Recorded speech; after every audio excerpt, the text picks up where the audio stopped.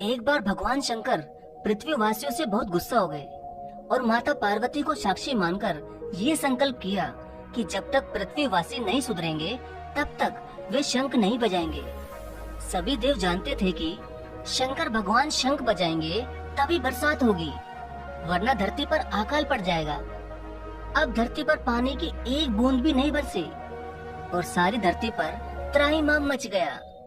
ऐसे में एक दिन जब भगवान शंकर और माता पार्वती आकाश में विचरण कर रहे थे तो उन्होंने एक अजीब दृश्य देखा। उन्होंने देखा कि एक किसान भरी दोपहर में और कड़कती धूप में खेत की जुताई कर रहा था। वो किसान पसीने से पूरा नहाया हुआ था, मगर फिर भी वो अपने ही धुन में बहुत मगन था। जमीन पत्थर की तरह सख्त हो गई थी, लेकिन फिर भी वो किसान जी तोड़ मेहनत कर रहा था और शंकर जी को उस किसान की आंखों में उसका आत्मविश्वास दिखाई दे रहा था और उसके पसीने की बूंदों में से एक उम्मीद टपक रही थी। तभी भोलेनाथ और पार्वती जी भेष बदलकर उस किसान के पास पहुँचे और बोले, अरे भाई किसान, तू क्यों बेकार कष्ट उठा रहा है?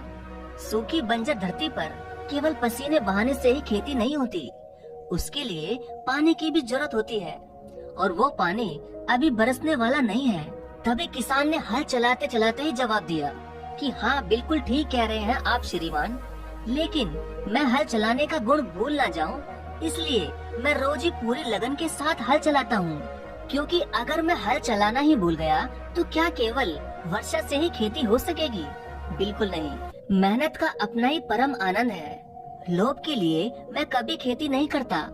वर्षा करना तो शंकर जी के हाथ में है, वे अपना कार्य पूरी तरह निभाते हैं, इसलिए मैं भी निरंतर अपनी मेहनत करता रहता हूँ। किसान की बात सुनकर महादेव जी को भी लगा कि मैं भी तो परमानंद जी की अनुभूति के लिए शंख बजाता हूँ और मुझे भी शंख बजाए 1 बरस बीत गया, कहीं मैं शंख बजाना भूल तो नहीं गया। तभी शंकर जी ने तुरंत अपना गुस्सा छोड़कर और उस किसान की निरंतर मेहनत को देखकर अपनी झोली से शंख निकाला और जोर से उस शंख को बजा दिया।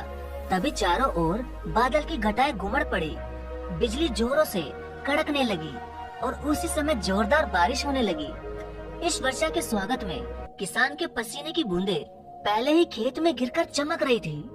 तो दोस्तों, हमें हमारा जो भी काम है उसे हमें पूरी निष्ठा से बिना किसी लोभ लालच के करना चाहिए, इसी में परम सुख है। इसलिए आप जो भी काम करते हैं उस काम को निरंतर करते रहिए, एक दिन आपको सफलता जरूर मिलकर रहेगी। आप सभी का धन्यवाद।